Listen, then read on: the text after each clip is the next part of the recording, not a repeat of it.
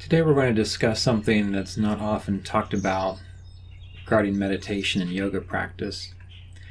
This is one of the mistakes that many people make when they begin practicing meditation and yoga. There's something that individuals tend to ignore dealing with in the very beginning. And you've heard me talk about this many times about the proper way to begin Kriya yoga practice, begin meditation practice, and that is to start in a place where you are as healthy-minded as possible. And those individuals in the Kriya Yoga Apprenticeship course are already aware of this, particularly those in year 2, where we begin exploring the Yoga Sutras of Patanjali, as described in the commentary in the book Continuing the Lineage of Enlightenment, where it begins, now instruction in yoga practice. The reason it starts with that statement is because it's indicating that you as an individual wanting to practice yoga, wanting to practice meditation, have already organized your life such that you're able to dedicate your time and your attention to meditation. And that typically includes having an organized life, one where you're not scattered or distracted all the time. Typically it indicates an individual who has figured out a way to make their drama, or the drama in their life, as minimal as possible.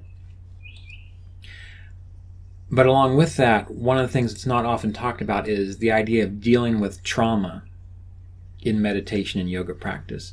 Many people come to meditation and yoga because they're hurt, because life hasn't worked out for them in the way that they want, because things have gone wrong, because they've been scarred, because of difficult childhood situations, because of death of loved ones, because of, well, you name it, anything common to the human condition that creates a sense of pain and lack and anxiety. And they come to meditation and yoga thinking that that is what is going to heal them. In the overall scheme of things, related to the absolute, it is true that what will happen if you practice yoga and meditation well, you will realize that you are part of the wholeness of life, that every experience that you have had is part of this divine drama, the good and the bad, the uplifting, the difficult.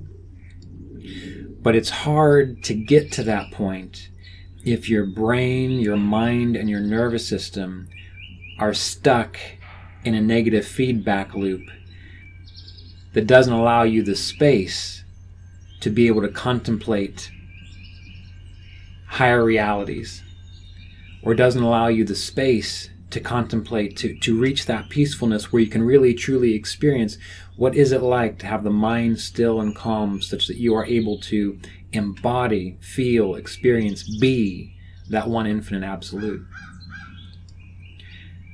And as is described in the Yoga Sutras, things that get in the way of that can be depression, doubt, inability to make progress, sickness, illness, things of this nature. But that also applies to the mind.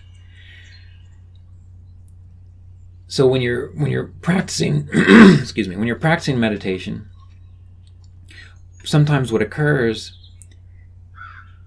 is, if you haven't worked through certain traumas or through certain difficulties, that's going to be the prime time when your unresolved issues come to light. When you become more aware of the deep-seated anxiety and fear that you feel, where you become more aware of the severe depression or sense of loss that you feel due to experiences in your past. And again, why is that the case? Why does that happen? It happens for the same reason that, I don't know if you've ever gone on a retreat before, or gone on a long vacation when you're away from all of your problems. When I used to lead more meditation retreats, we'd take people to Costa Rica, and people would think, wonderful, we're going to learn meditation in Costa Rica. It's going to be beautiful beaches and rainforests. But we noticed this thing that always happens around Wednesday, or Tuesday or Wednesday of a retreat. People start having meltdowns. Why is that the case? Because when you pull yourself away from all the things that are keeping you distracted from focusing on the issues, the traumas that you've not dealt with, it's going to come out when the space is there. So that's why people who go on retreats or who go on these kinds of vacations, spiritual vacations, they don't understand why they're having a meltdown when they're in the middle of a beautiful place. They have peaceful people around them. It's because now the mind, the body, the consciousness has the space to say, wow, we really need to get this up and out. You need to process this. You need to look at this. But if you've not worked with a professional counselor, or if you've not done some kind of work with, again, a professional to help you navigate that, it can be overwhelming. And many people expect meditation teachers and yoga teachers to have this magical ability to work you through that. Now, if they're trained as counselors, if they have lots of experience doing that, certainly they'll be able to help. But if they're not, if their role in your life is to teach you meditation, they are not going to be the ones that are going to say, okay, we're going to spend about 9 months meeting once a week to really dig into your past, to really try to process the resentment or the sadness or the loneliness or the doubt or the depression that you have. It takes time to do that. Meditation helps because it brings self-awareness. It gives the space for it to come out. But you have to have, if this is a real issue for you, someone to walk you through it, to guide you through it. And it's very rare to find any of these meditation teachers that you probably know about online or in books and whatnot.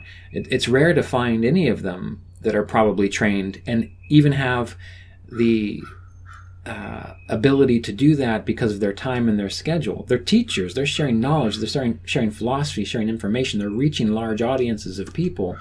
And they may have people that they work with one-on-one that are close students of theirs. That's possible too.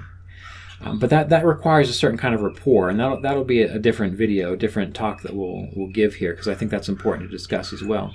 But the purpose of this video, to return to that, is that you need to be aware that, number one, in the Yoga Sutras, the root cause of all pain is said to be the absence of self-awareness. So by developing self-awareness, you begin to dissolve the root causes of pain.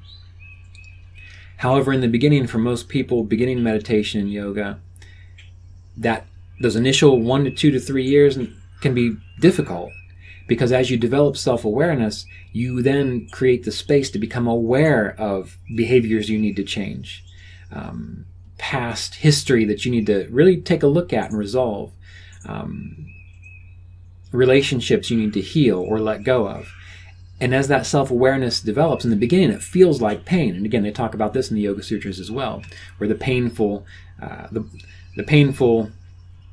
in a person's life feels like pleasure, and that which is painful is confused, essentially. And that's what happens to us in the very beginning. But as that self-awareness develops, and as you work through these issues, you do the hard work to work with a counselor regularly to talk these things through, to process them, using some kind of even body-mind therapies can be very helpful if you have a skilled practitioner. Then, after those first 2 to 3 years, that self-awareness becomes a joy, because you've processed through the things that have been so stuck in your consciousness, that now the self-awareness is the awareness of being, the awareness of your freedom, the awareness of what you are related to the wholeness of life.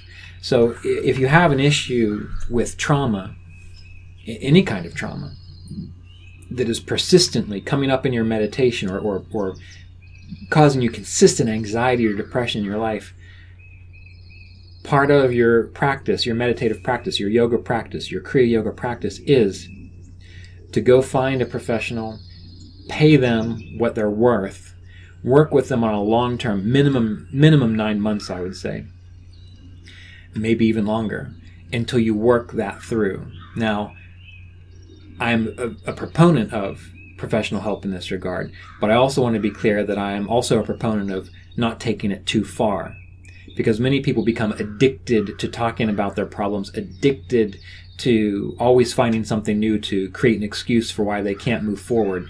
So there is a sweet spot of time where you go through the counseling, you see what needs to be seen, and you come out the other end knowing that that was bad. I didn't appreciate that at all, but now I see it in perspective and I can choose to move on. I can choose to move into a clearer space in life. So you don't want to become addicted to counseling, but you want to take advantage of it when it is necessary. Just like when your car breaks down, you take it to a mechanic when it needs it. You don't try to meditate your car into being fixed.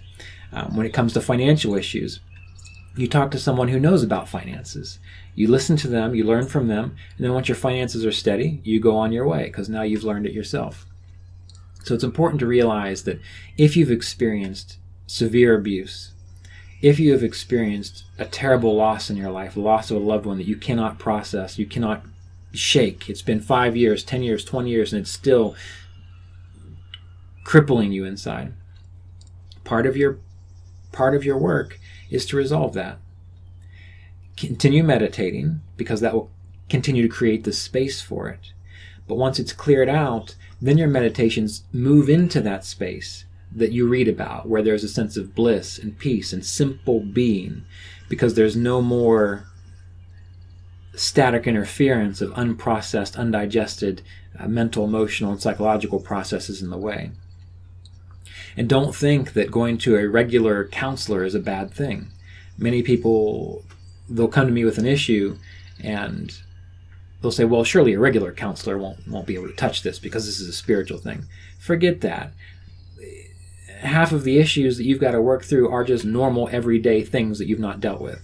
You deal with those, you don't even have to worry about the spiritual stuff. Peace just naturally is recognized. Even when you do come up against difficult situations, you're able to attend to them with greater poise, grace, and ease, and move through them with less damage.